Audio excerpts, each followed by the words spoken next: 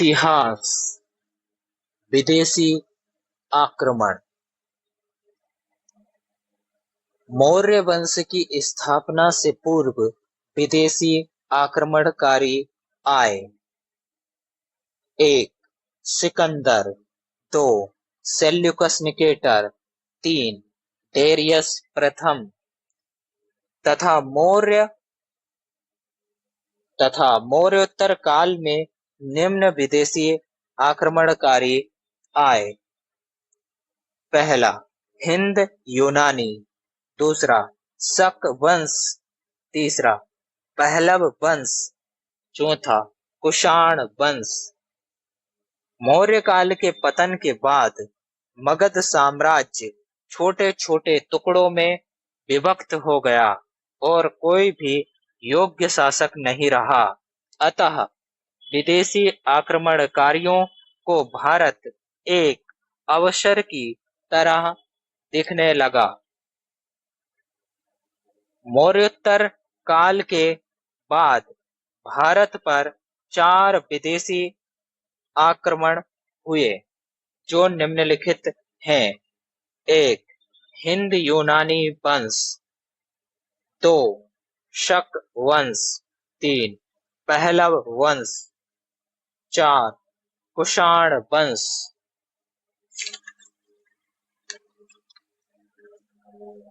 हिंद यूनानी या ग्रीक या यूनानी वंश।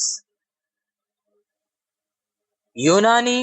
जब ये यूनानी या ग्रीक भारत में निवासरत हुए तो हिंद यूनानी कहलाए। इनका निवास क्षेत्र हिंदुकुश पर्वत के पास का था तथा इस क्षेत्र को बैक्टीरिया कहा जाता था। अतः इन्हें बैक्टीरियन शासक भी कहते हैं। हिंद यूनानी भारत में 2 चरणों में आए थे। प्रथम चरण, इसमें डेमेट्रियस ने पंजाब के साकल में डेमेट्रियस वंश की स्थापना की थी। डेमेट्रियस ने शुंग राजा पुष्यमित्र शुंग पर आक्रमण किया किंतु पराजित हो गया।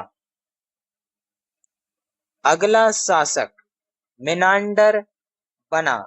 इसने भी शुंग राजा पुष्यमित्र शुंग के साम्राज्य पर आक्रमण किया और पराजित हो गया। मिनांडर को बौद्ध भिक्षुक नागसेन ने बौद्ध धर्म की शिक्षा दी। यह बौद्ध धर्म अपनाने वाला पहला विदेशी था। नागसेन एवं मिनांडर के वार्तालाप की चर्चा नागसेन की पुस्तक मिलिंद पन्नों में है। हिंद यूनानी का दूसरा चरण, इसमें राजा यूक्रेटाइडिस ने तक्षशिला में यूक्रेटाइडिस वंश की स्थापना की थी। इसी वंश के शासक आंतियाल ने अपना राजदूत हेलियोडोटस को शुंग राजा भागव्रत के दरबार में मित्रवत संबंध स्थापित करने के लिए तथा बौद्ध धर्म की शिक्षा प्राप्त करने हेतु भेजा। हेलियोडोटस भागव्रत धर्म से प्रभावित होकर इस धर्म को अपना लिया।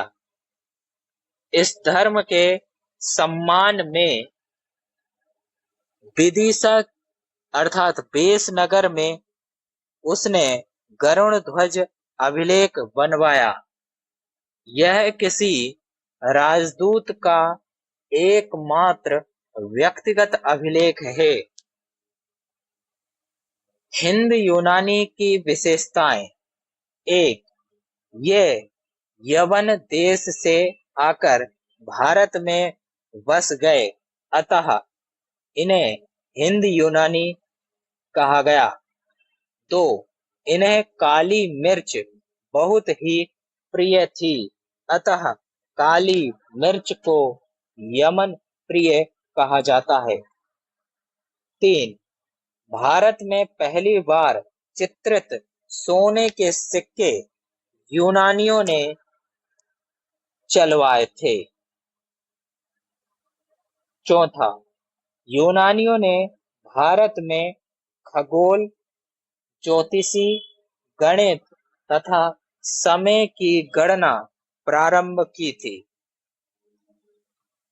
शक वंश या सिथियन वंश। शक शासक मध्य एशिया के निवासी थे। इन्हें यूची कबीले वालों ने भगा दिया था। सामान्यतः शक राजाओं को क्षत्रप कहा जाता था। ये भारत में 5 स्थानों पर बसे थे। 1, कंधार, अफगानिस्तान। 2, तक्षशिला, पाकिस्तान। तक्षशिला पर शासन करने वाले शकों को माउस कहा जाता था। 3, मथुरा, उत्तर प्रदेश। मथुरा पर शासन करने वाले शकों को राजुक कहा जाता था। 4, उज्जैन, मध्य प्रदेश। उज्जैन पर शासन करने वाले शकों को चेष्टक या यशोमती कहा जाता था। 5, नासिक, महाराष्ट्र। नासिक पर शासन करने वाले शकों को भूमिका कहा जाता था। मथुरा के राजुक शक को मालवा के शासक ने 57 ईसा पूर्व में पराजित कर दिया और विक्रमादित्य की उपाधि धारण कर ली और इसी उपलक्ष्य में 57 ईसा पूर्व विक्रम संवत प्रारंभ किया। प्रारंभ में विक्रम संवत भारतीय संविधान का मूल पंचांग था, किंतु 1957 में शक संवत को अपना लिया गया है। नासिक के शक शासक नहपान ने सातवाहन शासक गौतमी पुत्र सातकर्णी पर आक्रमण किया, किंतु पराजित हो गया।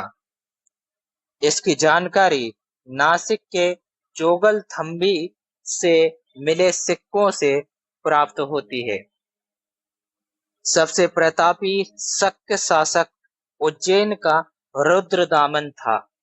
रुद्रदामन ने सातवाहन शासक वशिष्ठी पुत्र पुल्लुमावी को पराजित कर दिया था। रुद्रदामन का गुजरात के सौराष्ट्र प्रांत में गिरनार पहाड़ी पर जूनागढ़ अभिलेख मिला है। यह संस्कृत भाषा में लिखा भारत का पहला अभिलेख है। इस अभिलेख से यह जानकारी मिलती है कि चंद्रगुप्त मौर्य ने सरकारी खर्च पर गुजरात के सौराष्ट्र प्रांत में सुदर्शन झील बनवाई थी। यह अभिलेख चंद्रगुप्त मौर्य के पश्चिमी विस्तार की भी जानकारी देता है। रुद्रदामन ने इस झील का जीर्णोद्धार अपने अधिकारी सुबिशख द्वारा करवाया था। इसकी जानकारी भी जूनागढ़ अभिलेख से प्राप्त होती है।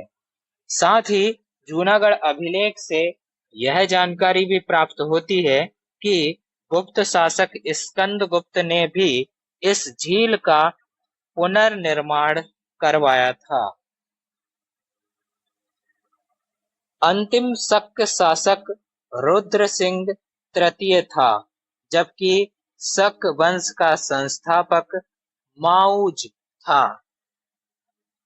गुप्त शासक चंद्रगुप्त द्वितीय ने शकों का सर्वनाश कर दिया और इस उपलक्ष्य में विक्रमादित्य की उपाधि धारण की तथा पहली बार शुद्ध चांदी के सिक्के चलवाए।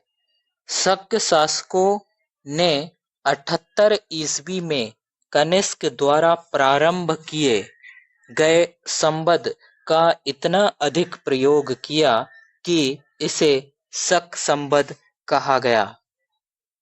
नोट: ब्राह्मी लिपि का आधुनिक रूप देवनागरी लिपि है। हिंदी तथा संस्कृत देवनागरी लिपि में लिखी जाती है। पहलव वंश ये ईरान या फारस या पर्सिया के थे। इस कारण इन्हें पार्सियन शासक भी कहा जाता था। पहलव वंश के संस्थापक मिथ्रेडेटस थे। राजधानी पुरुषपुर पेशावर थी। पहलव वंश के सबसे योग्य शासक गोंदोफर्मिस थे, जिनका पाकिस्तान से तख्त-ए-गढ़ी खरोष्टी लिपि में लिपिबद्ध अभिलेख मिला है। इन्हीं के काल में भारत में पहली बार पुर्तगाल का ईसाई धर्म प्रचारक सेंट थॉमस भारत आया था। समाप्त।